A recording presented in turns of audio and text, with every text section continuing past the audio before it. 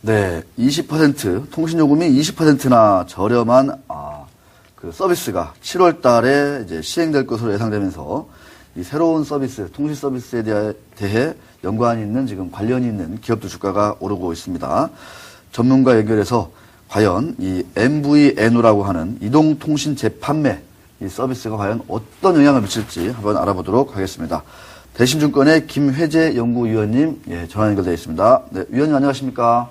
네, 안녕하십니까? 네, 이동통신 재판매 MVNO가 7월 1일부터 서비스될 예정이다. 이렇게 지금 많이 얘기되고 있습니다. 일단 MVNO가 어떤 내용인지 좀 설명 좀 부탁드리겠습니다. 네, 이동통신 재판매 사업이라고 하는 것은 네. 기존의 이동통신 사업자들의 네트워크를 저렴한 비용에 임대해서 네. 소비자들에게 이동전화 서비스를 제공하는 것을 말합니다. 아. 예를 들면 1분 간의 통화요금이 100원이라면 그 MVNO 사업자들은 60원에 이동통신 사업자들 네트워크를 이용할 수 있는 것입니다. 여기에 운영 비용, 마케팅 비용 등을 가산해서 약 80원에, 즉 기존 이동통신사들의 요금 대비 20% 정도 저렴한 가격에 서비스를 제공하게 됩니다. 예. 여기서 이제 두 가지로 나뉘게 되는데요. 네. 자체 네트워크 장비가 전혀 없는 단순 MVNO 같은 경우에는 이동통신사의 요금 수입에서 아까 말씀드렸던 100원이 되겠죠. 예를 들면 거기서 31%가 할인된 금액으로 네트워크를 임시할 수가 있고 일부 장비를 가지고 있는 부분 및 완전 MVNO 같은 경우에는 그 소매 요금 대비 33에서 44% 할인된 금액으로 네트워크를 임시할 수 있게 된 게 그 MVNO 제도입니다. 이런 MVNO 서비스가 올해 하반기에 이제 본격화될 것으로 전망되고 있는데 우선 7월부터는 일부 사업자들이 등장할 것으로 전망이 되고 있습니다. 예, 우리나라 통신업종이라 그러면은 보통 SK텔레콤이나 KT, LG, U+, 그 세 개를 보통 많이 꼽게 되는데요. 또 MVNO 사업자라는 건 좀 생소하기는 한데 이렇게 저가 통신사가 좀 등장을 하게 되면은 그 기존 통신업자들은 어떤 영향을 받게 되나요?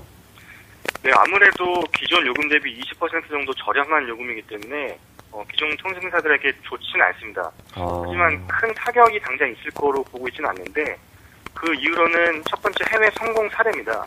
그 해외 사례를 보면은 네. 단순히 저렴한 요금만으로 성공한 사례는 많지 않습니다. 오히려 기존의 통신사들이 제공하지 않았던 서비스, 예를 들면 환불요금제 아니면 특정 계층만을 대상으로 한 서비스의 경우에서 일부 성공한 사례가 있습니다. 즉 이는 통신사들의 기존 사업 모델이 아니기 때문에 오히려 시장을 확대시키는 그런 효과가 있습니다. 그리고 두 번째는 마케팅 측면인데요.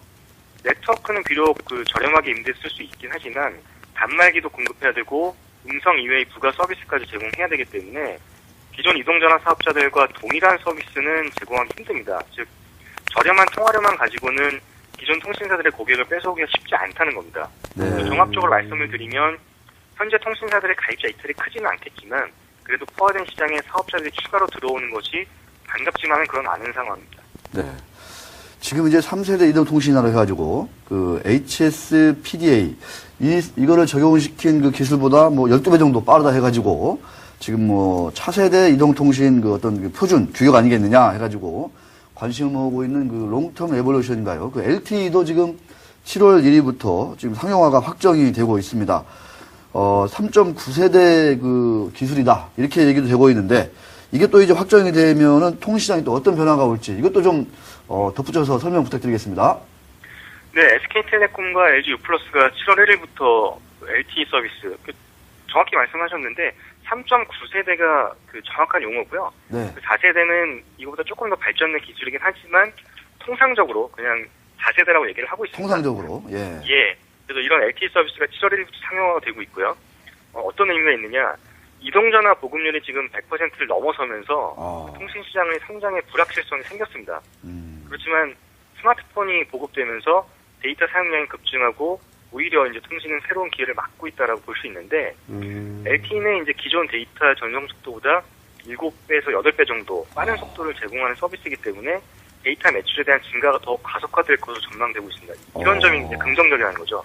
네. 하지만 7월에 이제 상용화하는 이런 시점에서는 그 모뎀을 이용한 노트북 그런 서비스만 가능하고 단말기는 이제 9월 이후에 나올 전망입니다. 그나마 LTE 전용 단말기는 내년 상반기에 출시할 예정이기 때문에 네. 본격적인 LTE 서비스는 내년부터 가능할 것이다. 이렇게 보고 있습니다.